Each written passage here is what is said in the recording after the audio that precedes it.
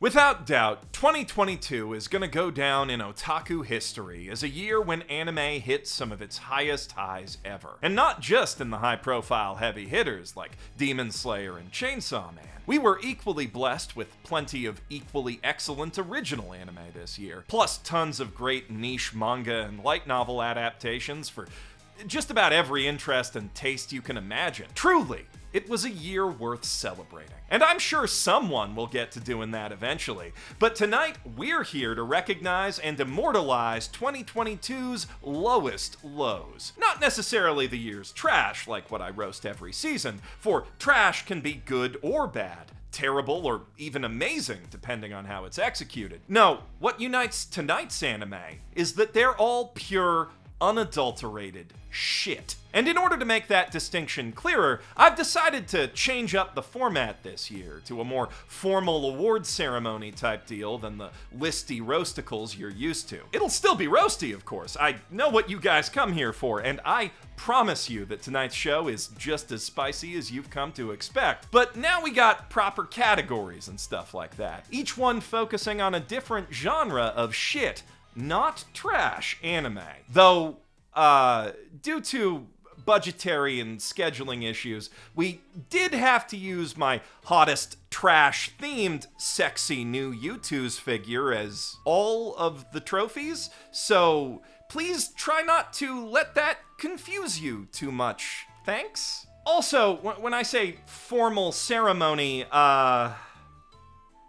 he's wearing the tux so I don't have to? Man, I'm not even through the intro yet, and this thing's a total shit show. But that's only appropriate for all the shit shows we're honoring tonight. These are the Worst Anime Awards of 2022, brought to you by me. You know, in the literal sense, because I'm presenting them, but also the figurative sense, because I'm a figure now. A very nice one, if I do say so myself, which you can pre-order starting today for a limited time at youtooz.com. Speaking as, you know, a pretty hardcore collector myself, I could not be prouder of how this thing turned out. I went back and forth with the youtooz team for the better part of a year, nailing down every aspect of this design.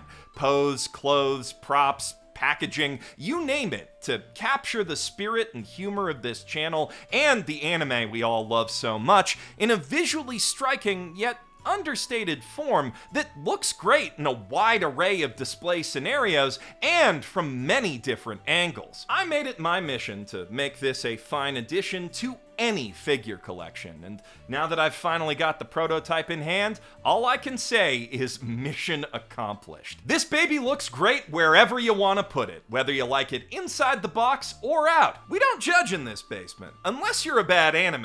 Then we judge hard. Let's get to it, shall we? First up on the Chop award block, because there's simply no escaping it, we have Worst Isekai, which honors the anime this year that was the most isekai, but also the most bad. Well, the most isekai is kind of a loose criteria. I mean, obviously we got stuff in the running like She Professed Herself Pupil of the Wise Man, in which a grown Japanese man gets trapped in a VR MMO fantasy world in the body of a little girl, and then has to go to the bathroom a whole lot. I mean, like, weirdly frequently, and they call attention to it way too much. But it just feels wrong not to also include shitty reincarnation fantasies like the strongest sage with the weakest crest, or the greatest demon lord is reborn as a typical nobody. Like, yeah, technically it's not isekai, but come on.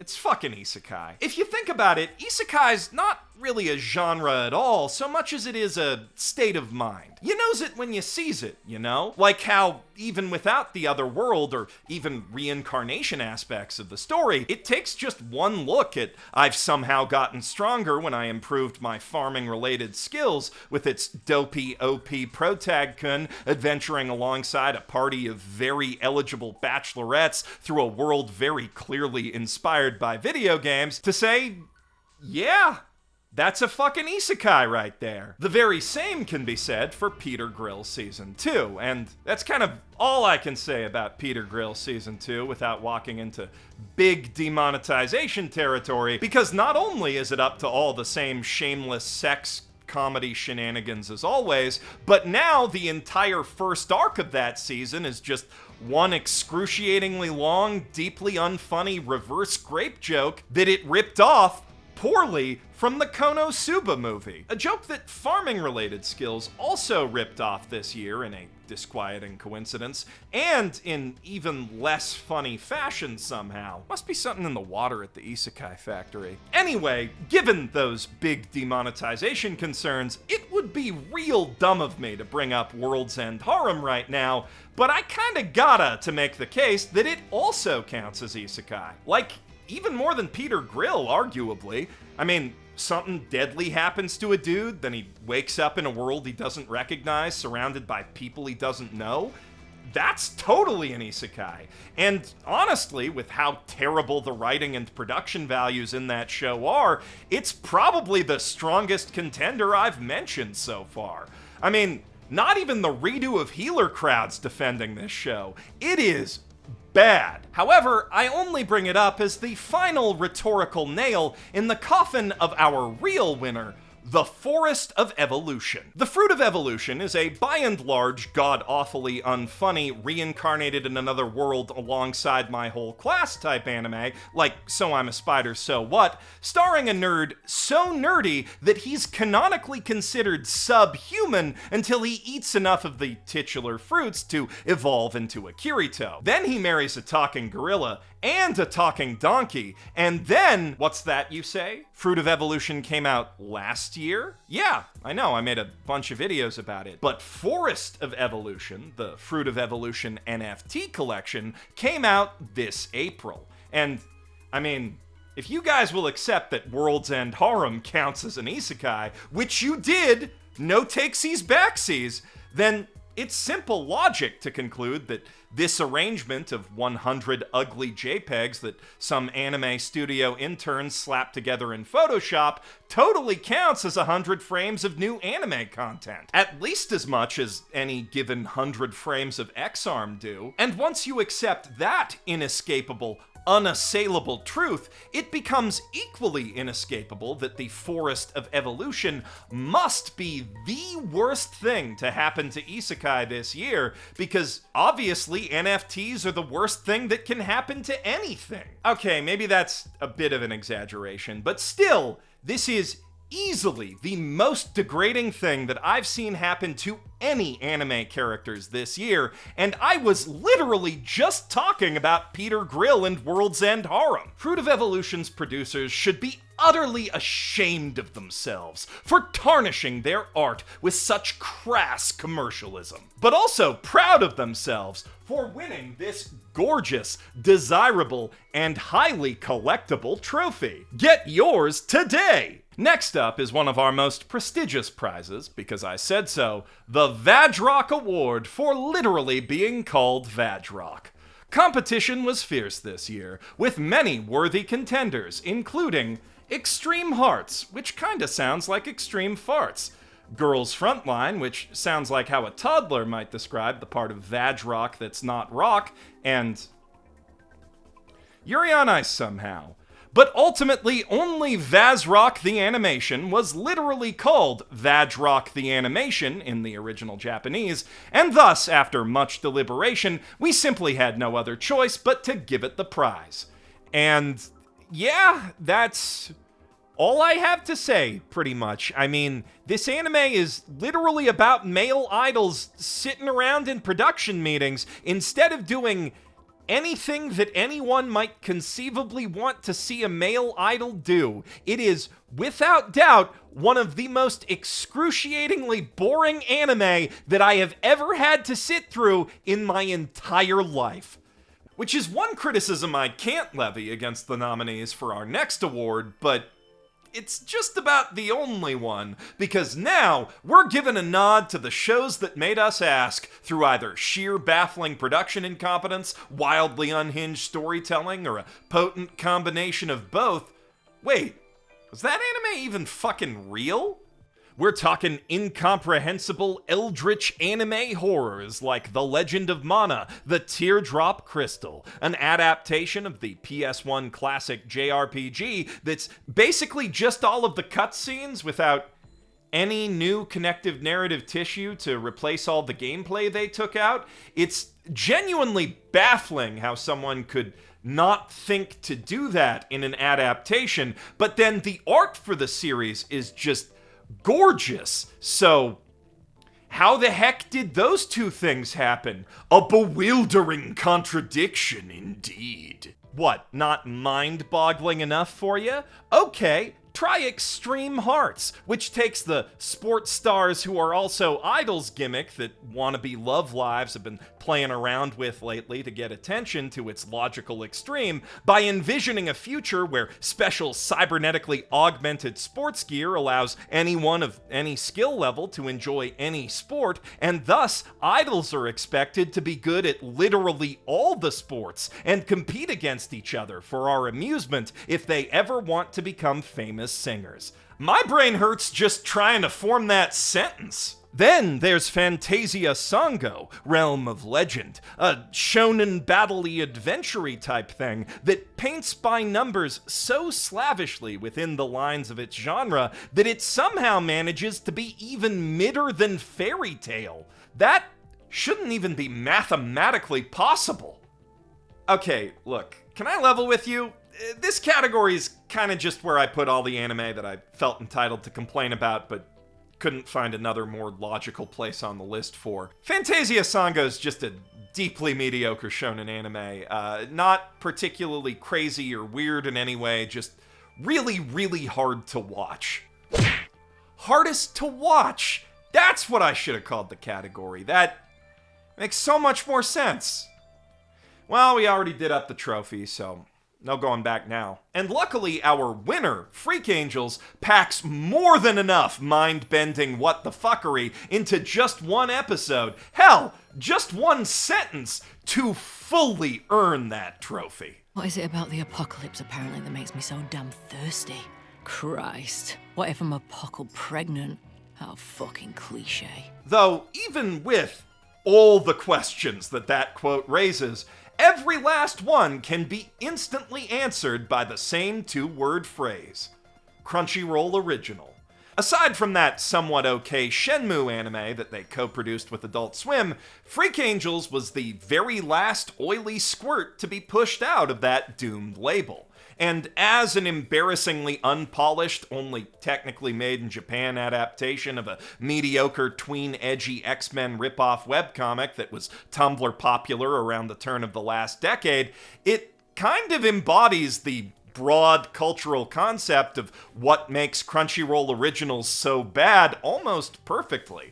Far more so than High Guardian Spice, which was actually just kind of mid, as are most Crunchyroll originals, but that's a subject for another video, which I already made, so I won't rehash it here. Now that I lay it all out like that, though, what with the main characters of this abysmally animated webcomic being psychics who act like they're better than everyone else all the time, Freak Angels is also kind of the exact opposite of Mob Psycho 100, if you think about it, especially when it comes to the animation. And as the polar opposite of one of the best anime this year and also ever, it only makes sense that Freak Angels would be one of the worst anime this year and also ever. But is it the absolute worst, or will another, yet more horrible anime steal that shameful crown?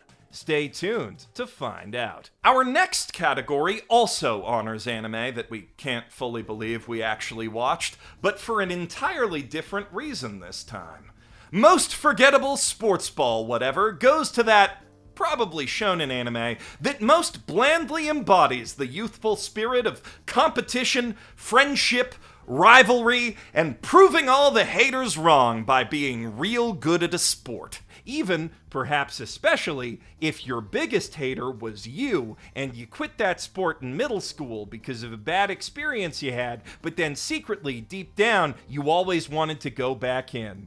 Well, I'm pretty sure that happens in at least one of the nominees for this category, Fanfare of Adolescence, Shoot Goal to the Future, and Futsal Boys, but I have no way to know for sure because they're all such strong contenders. Like, as soon as I finish watching any one of them and try to write anything about it, every last detail just slips right through my fingers like so many grains of sand. The bland visuals and blander characters all blending into this amorphous blob of tropes and inspirational cliches in my mind as I try in vain to remember which vaguely homoerotic rival was all serious and emo about it and which one was kind of like a sassy little bitch.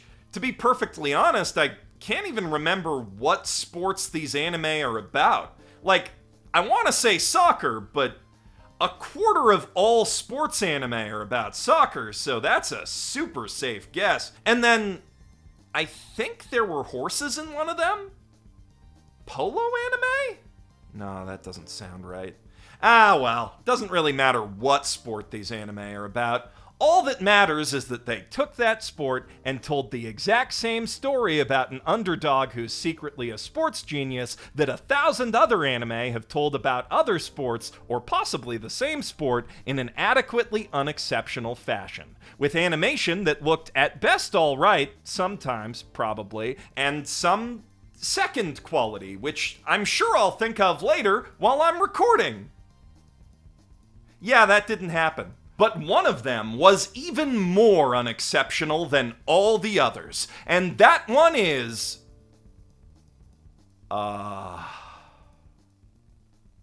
honestly couldn't tell you, but whatever it was, it must have done a really good job. There are worse things to be than forgotten. Few are those who wish to be hated, but our penultimate prize of the evening recognizes anime that seemingly go out of their way to evoke that emotion on purpose, if you didn't know better. Biggest disappointment goes to the anime this year that really made it personal. An anime that doesn't just piss in your face, but has the gall to promise you lemonade first. An anime whose badness makes you want to scream rather than laugh, because for one split second, it tricked you into caring, and that makes everything terrible about it so much worse. Yes, this prize goes to the anime that stung the most of betrayal! Betrayed me! These feelings might come about because an anime lured you in with a sick OP or a strong pilot episode full of cool action, only to quickly devolve into the epitome of mediocrity as it went on, totally squandering any of the potential of the source material. Or maybe they were able to keep up the general aesthetic, but it turns out the big, crazy, dark magic stuff that the first episode was promising was just a teaser for shit that only happens in the story of the mobile game, which then makes all of the relaxing slice of life stuff that you sat through for the rest of it feel like a cock-teasing waste of time, even if it wasn't really that bad for what it was. Still, mobile game tie-ins, even ones with ReZero character designs, can only ever really disappoint you so much.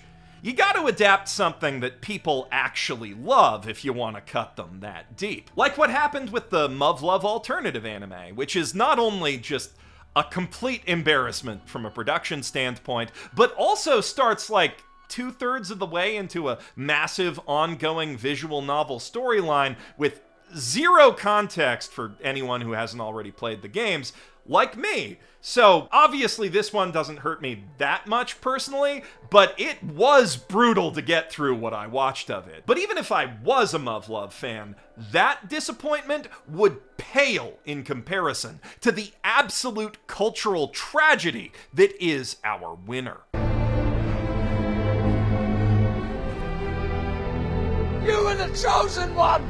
Lucifer and the Biscuit Hammer by the god of manga Satoshi Mizukami-sama himself is an absolute masterpiece of the highest order. The tale of an ordinary guy caught up in extraordinary events that he couldn't possibly give less of a shit about, even with the fate of the entire world literally hanging in the balance in the form of a massive planet-cracking cartoon mallet several thousand miles overhead. A surreal seinen seinen subversion of shonen action conventions that delivers some of the best jokes and most emotional gut punches in the entire medium of manga. Which is something I can say for all of Mizukami's work. Like, seriously, I can't emphasize this enough. 3 of the greatest stories that I have ever been told in my entire life, Planet With, Spirit Circle, and this one, came out of the same living Buddha's mind, with this one in particular being the most ideal vehicle in terms of both its simplified character designs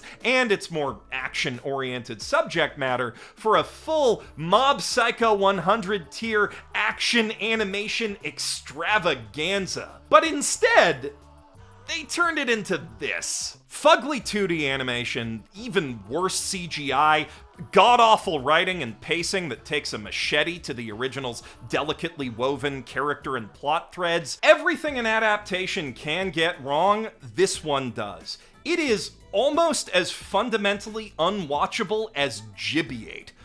Only the raw brilliance of the story on which it's based, which is still bright enough on occasion to shine through even all the dog shit that's been smeared all over the screen, saves it from being an X-Arm tier disaster. But of course, that only makes it more worthy of this trophy. Because if they had done the source material justice, there is not a doubt in my mind that Lucifer and the Biscuit Hammer would have been my Anime of the Year nominee. Alongside Chainsaw Man, Mob Psycho 100, Kaguya-sama Ultra Romantic, Cyberpunk Edgerunners, Bocchi the Rock, Akiba Maid War, My Dress Up Darling, and Ranking of Kings. God damn, this year was stacked. But instead of contributing to that stackedness as it so rightfully should, fucking Lucifer and the Biscuit Hammer's out here making a giant stack of shit on my carpet. Holy fucking ass! This anime makes me so mad, I'm going full AVGN. We're about to verbally sodomize some circus animals up in here. You know what? Fuck it. I was gonna do like a big rundown of all the nominees to build tension before finally announcing the #1 Big Kahuna Worst Anime of the Year, but I'm all riled up now, so let's just cut the bullshit. Lucifer and the Biscuit Hammer also wins this one. Or loses, I guess, depending on your perspective. It's not quite X-Arm bad, but it is right on the cusp. And sure, Freak Angels may be an objectively worse production on basically every level, but that series' transgressions against edgy, try-hard Warren Ellis webcomic bullshit ultimately pale in comparison to the crimes that this anime commits against a literal storytelling god who, again, on no less than 3 occasions, changed the way I look at literally everything, especially myself. They took something that beautiful and they turned it into this elephant anus load of crab-riddled fuckballs. This unbelievable projectile torrent of greasy ballpark diarrhea. This fucking torturing pussy auger of a fucking chihuahua. I'd rather sound the entire Super Galaxy Daiguren drill. I'd rather be a harem protagonist's therapist. I'd rather eat the fucking sentient leftovers from Cowboy Bebop. I fucking hate this anime so much, it just makes me wanna very carefully put this little guy back on the shelf. Satoshi Mizukami is a mangaka on par with Kentaro Miura, Junji Ito, One, Tatsuki Fujimoto, and Naoki Urasawa. He makes the kind of high-minded capital A art that makes people who know what's up get down on our hands and knees and beg the rest of the anime world to actually read a goddamn book with pictures in it, for Haruhi's sake, for once in your fuck. But his work, for various reasons, has never really had a chance to reach you people. And now, after this, there's a very good chance that it never will again. That his most masterful masterpiece of all, Spirit Circle, won't just not get the adaptation it deserves, but maybe not even the one it doesn't, if that sentence made any sense at all. I'm sorry, I'm just so darn mad at this anime I can't even think straight. And I think I will be until the day I die. Unless Spirit Circle does get an anime one day, that is. In which case, I retroactively rescind this award and give it to Freak Angels instead. What? It's my award show. I'm literally the trophy. I can do whatever I want. You don't even have a trophy, so if you want to tell me what to do, you should pre-order one at the link in the doobly-doo. If you give me your money, I'll do whatever you want, sir or madam, as your faithful trash butler, attending you on your desk at work, your shelf at home, your basement media center. Wherever I'm needed, I'll be there. Unless you forget to move me, so just to be safe, you should probably buy, like, one for each of those places, plus a fourth one to keep in the box, cause you never know, you know? I mean, it is a one-time limited run. Once these babies are gone, they'll be gone for good. Also, it's just a very nice package. Looks great on the shelf. And we packed it with a ton of fun Easter eggs for you guys to find and enjoy, including this one on the inside flap. I'm Geoff Thew, professional figurine, signing out from inside this box. Thanks for watching, and I'll see you in the new year. Either on the new ones to watch for winter, or my big Mob Psycho 100 retrospective. Whichever gets finished first. Probably it'll be the ones to watch. You might also see me earlier than that if you're following us on the Basement Life podcast channel, though, where I've been dropping smaller, more topical videos between my big uploads, like this one. Or you could go watch that one. Who says it needs to be Christmas to enjoy a Christmas roast?